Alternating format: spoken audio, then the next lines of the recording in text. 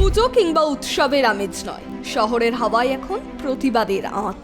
এই আবহে কলকাতার বড় পুজো উদ্যোক্তাদের সঙ্গে বৈঠক সারলেন কলকাতা পুলিশ কমিশনার মনোজ বর্মা। বুধবার সন্ধ্যায় কলকাতার ধনধান্য অডিটোরিয়ামের এই বৈঠকে উপস্থিত ছিলেন কলকাতা পুলিশের উচ্চ পদস্থ কর্মকর্তারা।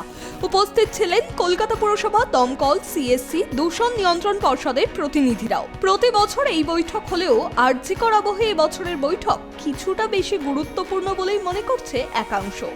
সূত্রে খবর, বৈঠকে কলকাতা পুলিশের আওতাভুক্ত প্রতিটি ডিভিশন থেকে দুটি করে পুজো কমিটির একজন করে প্রতিনিধি তাদের সুবিধা ও অসুবিধার বক্তব্য তুলে ধরেন।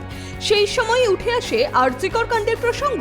পুজো উদ্যোক্তাদের মধ্যে একাংশ প্রশ্ন তুললেন, আরজিকর কাণ্ডের প্রতিবাদে যদি মণ্ডপের মধ্যেই স্লোগান ওঠে, কিভাবে সামাল দেবেন পুজো উদ্যোক্তারা?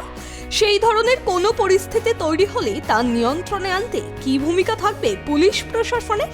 সুরজি সংঘের উদ্যোক্তা সৌরভ বিশ্বাস পুজোর মণ্ডপে দুষ্কৃতীদের গন্ডগোলের আশঙ্কা প্রকাশ করেছেন। জানা গেছে, সদ্য ঘটে চলা ঘটনা নিয়ে বিশৃঙ্খলা তৈরি না হয় সেদিকেও নজর রাখার জন্য পুজো কমিটিগুলি বলেছেন কমিশনারকে। আমরা বিভিন্ন জায়গা থেকে কানাঘুষো শুনছি বা বিভিন্ন জায়গা থেকে আমরা শুনতে পাচ্ছি যে পুজোর সময় কিছু হয়তো সমস্যা তৈরি হতে পারে, কিছু দুষ্কৃতী বা কিছু মিসচিভস এসে সমস্যা তৈরি করতে পারেন। সেটা আমরা সিপি সাহেবকে বললাম যে আমরা প্রত্যেকটা পুজো কমিটি তাদের যারা ভলেন্টিয়ার্স থাকে, আমাদের যারা সদস্যা আছেন তারা ভলেন্টিয়ার্স করেন এবং কলকাতা পুলিশের প্রচুর ফোর্স আমাদের সঙ্গে থাকে। এছাড়া আমরা এক্সট্রা ফোর্স আমরা নিয়োগ করি, আমরা বিভিন্ন প্রাইভেট সিকিউরিটি করি। তো সেই সব ক্ষেত্রে কলকাতা পুলিশ যদি আগে থেকেই ব্যবস্থা নেন বা একটা প্ল্যানিং করে রাখেন বা আমাদের সঙ্গে আলোচনা করেন, তাহলে এই পুজোটা আমরা খুব ভালো করি। অন্য পুজোতে এই সমস্যা আমরা আগে কখনো ফেস করিনি। বিভিন্ন জায়গা থেকে আমরা খবর পাচ্ছি, আপনারাও পাচ্ছেন, আপনাদের কাছে বিভিন্ন ইনফরমেশান আছে। একটা দুর্গাপুজো একটা উৎসব, সারা বছর অপেক্ষা করি এই 10-12টা দিনের জন্য।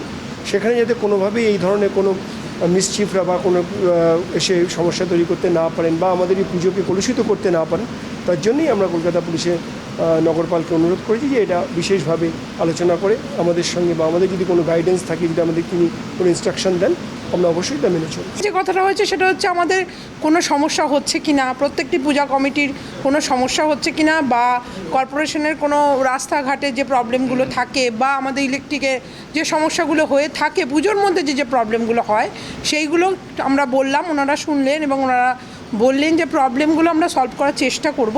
তার জন্য আমাদের কিছু ইমার্জেন্সি নাম্বারও দিয়ে দেওয়া হয়েছে, যেটাতে আমরা যোগাযোগ করে প্রবলেমটা সলভ করতে পারি। শুধু আরজিকর নয়, যে কোনো সমস্যার জন্যই আমাদের একটা তাৎক্ষণিক সঙ্গে সঙ্গে ফোন করে আমরা বলতে পারি, সেই জন্য নাম্বার দেওয়া হয়েছে। আরজিকর কাণ্ড নিয়ে লাগাতার প্রতিবাদ করছে শহরবাসী। অন্যান্য বছরের চেয়ে এবার দুর্গাপুজো যে অন্যরকম হতে চলেছে তা বলতে একেবারেই বাধা নেই। বিভিন্ন মণ্ডপে আরজিকর ইস্যুতে স্লোগান উঠতে পারে এমন সম্ভাবনা তৈরি হয়েছে। আবার কোথাও কোনো কর্মসূচি হতে পারে পুজোর মধ্যে। এই সব নিয়েও পুলিশ যে প্রস্তুত রয়েছে আগে থেকেই তা জানিয়েছে নগরপাল। পুজোর মধ্যে যাতে কোনো অপ্রীতিকর ঘটনা না ঘটে তার জন্য প্রস্তুত কলকাতা পুলিশ। পুজোয় শহরে কোনো বিশৃঙ্খলা হবে না আশ্বাস দিয়েছেন কলকাতা পুলিশ কমিশনার মনোজ বর্মা। পূজার অ্যারেঞ্জমেন্ট আমরা তৈরি করছি, আমরা সব রকম প্রস্তুতি নিচ্ছি। আমরা আশা করছি প্রত্যেক বছর যেরকম পূজা হয় ভালোভাবেই কাটে, সবাই এনজয় করবেন, সব কিছু ভালো থাকবে এই আশা রেখেই আমাদের সব কিছু অ্যারেঞ্জমেন্ট করা হয়েছে। সবারই কোঅপারেশন আমরা পাবো এই আশা রাখছি। পূজা কমিটি থেকে যারা এসেছিলেন ওরা বিভিন্ন রকম পয়েন্ট রেখেছে, আমরা নোট নিয়েছি অ্যান্ড আমাদের তরফ থেকে সব রকম প্রস্তুতি থাকবে। যদি মণ্ডপের ভিতর উই ওয়ান্ট জাস্টিস স্লোগান উঠতে থাকে এবং পরিস্থিতি হাতের বাইরে চলে যায়, সেক্ষেত্রে কি করণীয়? এই বিষয়ে লালবাজার সূত্রে জানা গিয়েছে, কলকাতা পুলিশের প্রতিটি ডিভিশনাল ডিসি ও থানার অফিসার ইনচার্জদের সঙ্গে এই বিষয়ে আলাদাভাবে বিশদে বৈঠক করবে কলকাতা পুলিশ কমিশনার। তার আগে কলকাতা পুলিশ নিরাপত্তা নিয়ে যাবতীয় প্রস্তুতি শুরু করে দিয়েছে প্রতিবারের মতোই। তবে রাজ্যবাসী কি এবার উৎসবে মাতবে নাকি পুজোর মধ্যে উঠবে প্রতিবাদের স্লোগান? উত্তর দেবে সময়ের কাঁটা। ক্যামেরায় দেবরাজ দত্তের সঙ্গে অভ্রদীপ দাসের রিপোর্ট, 5 টিভি বাংলা, কলকাতা।